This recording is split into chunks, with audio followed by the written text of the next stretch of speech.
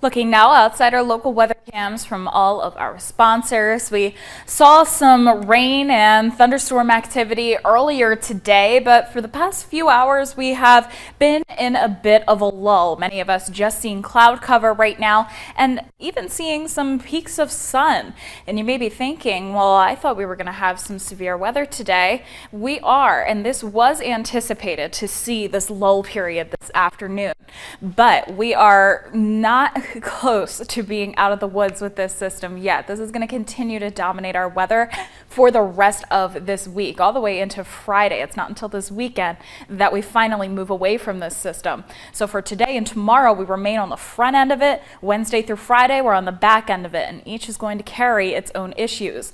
The front end is going to be with that severe weather and heavy rainfall. We could see it moving into Indiana and parts of southern Ohio right now, and that extends all the way down and around to parts of Texas and Oklahoma. The severe weather threat for today is highest down further towards the south. You see that moderate risk in Oklahoma, with the enhanced risk spreading up and further towards southern Indiana and even parts of Kentucky and Ohio. For us in north central West Virginia, this severe weather threat for today is only under a marginal risk for most of us, with just a portion of Ritchie County under the slight risk.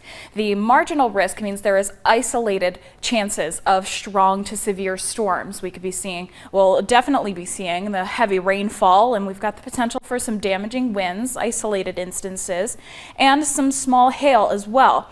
Compare this to Saturday, where we had some storms that did produce pea-sized hail and blown down some trees. That was under a marginal risk. Heading towards Tuesday, we are much closer to the center of that system and the problem area with that system. The moderate risk is mostly in Ohio, but it extends as far east as Ritchie County. Then the further east you go, many of our lowland areas are under the enhanced risk for severe weather, with our higher elevations under the slight risk.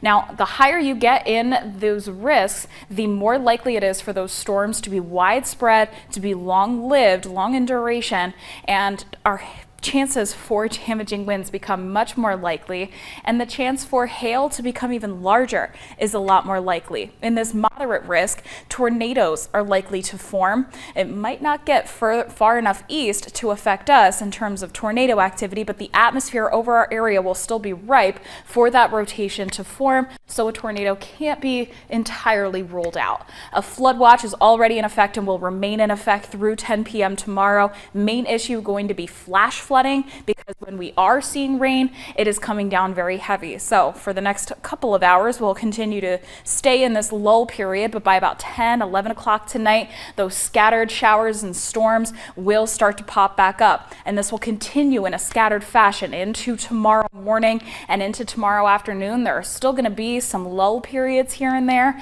but that risk is going to continue throughout the entirety of the day tomorrow, all the way into the overnight hours into Wednesday morning. But then by then we get to Wednesday morning and it seems like we're done with this system.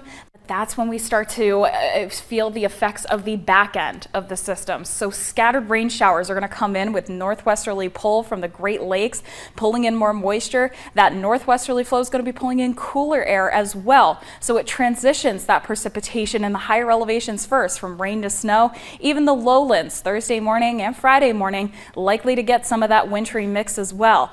Back to rain showers in the lowlands, but it stays as snow showers in the higher elevations for the duration of that snow period. So a lot of us expecting some very heavy rainfall. Snow accumulation in the higher elevations could end up getting to a couple of inches by the time all is said and done on Friday. So we're going to be watching for the potential of a winter weather advisory going into effect as we get closer to that hazard. But first, we have to get past these storms. A very warm day for tomorrow, and then once we're on the back end of the system, much cooler temperatures.